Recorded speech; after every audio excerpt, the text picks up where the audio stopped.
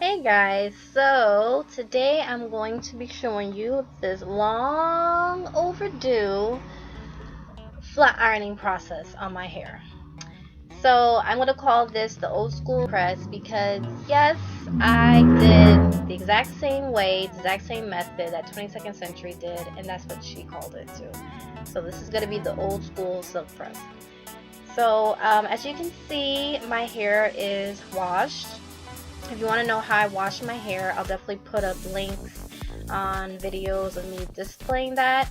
The only thing different I did for this particular day, I did deep conditioning treatment with her conditioner, and I'll probably show a video of me doing that in the future. So anyway, I'm now just blow drying each section with this Revlon hair dryer.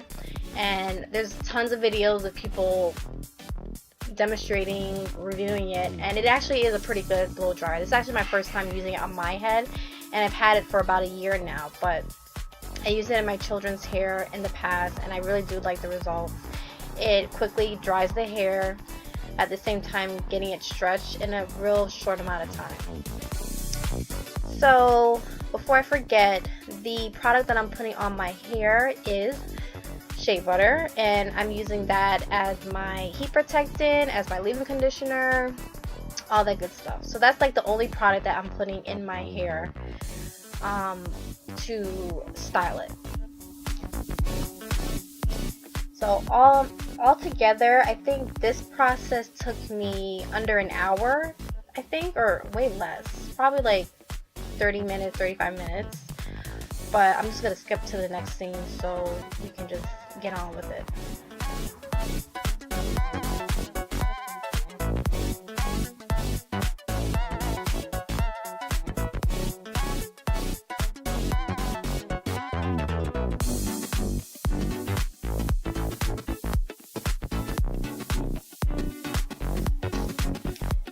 So now I'm just going over that section on cool, and that's to really just bring the whole section together so there's no parts inside my hair.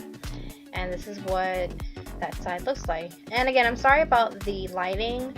It was dark when I was recording this video and my ring light wasn't working, so yeah, that's what's going on.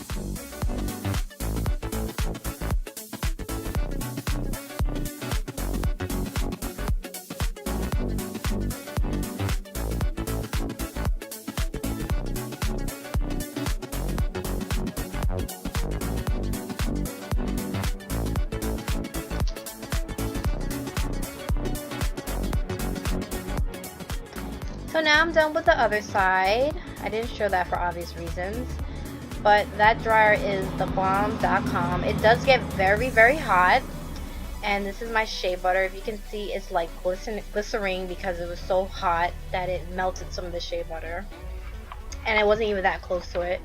But yeah, that hair dryer is going to stay in my arsenal for a long time.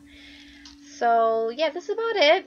So I first dried my hair on high, and then after that I did a cool shot at the end to basically close the cuticles and bring everything together. So yeah, so not crazy big, but it's the biggest I ever had my hair. And I'm going to show you real quick the tools that I also used when I was washing my hair.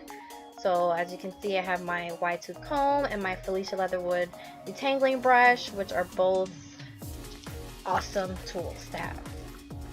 So now let's move on to the next part, which is the flat ironing. So here is the next day. I actually couldn't stay up to do the flat ironing process the day before after I blew out my hair. So what I did was I just put my hair in Bantu knots. I don't remember exactly how many. I want to say 9. But I put my hair in Bantu knots and just wrapped it up with a scarf and fell asleep and all that. So this is a whole day later. Like literally it's at night again. And I'm actually using my what do you call it? It's like a really small ring light that you could attach on your camera. So that's why the lighting is so much better. But anyway, so I'm not really going to talk through this process because I'm horrible at voiceovers. So basically, I am using my Babyliss Pro Titanium Flat Iron, and this is the 1 1/4 inch wide plates. And I'm also using a rat tail comb that I got from Conair, and it's a very fine rat tail comb. Like the teeth are very together, like close together, and the tail itself is so skinny. So another reason why I got it was it's supposed to help reduce static and frizz. So I just thought it would be beneficial to use it to do this flat ironing process. So I applied a little bit more shea butter on each section, as you'll see during the rest of this process, just for extra coverage since this is the whole day and later. And yeah, that's pretty much it. So I'm gonna stop talking now so you guys can watch.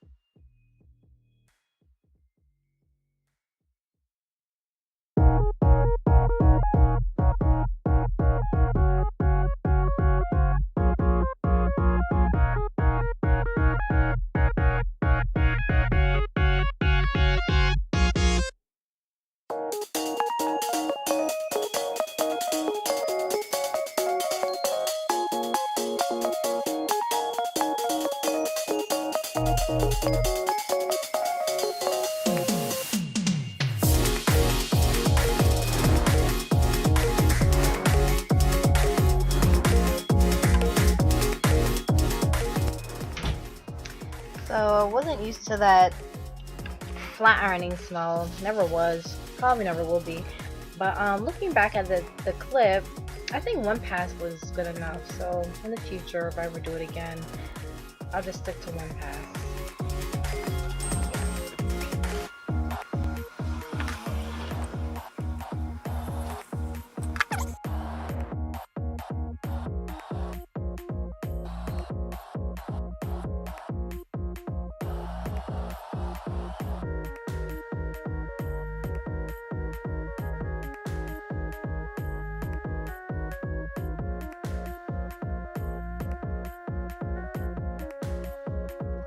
So fast forward, I finished basically all the back sides of my hair, and I just left this small portion to do on camera.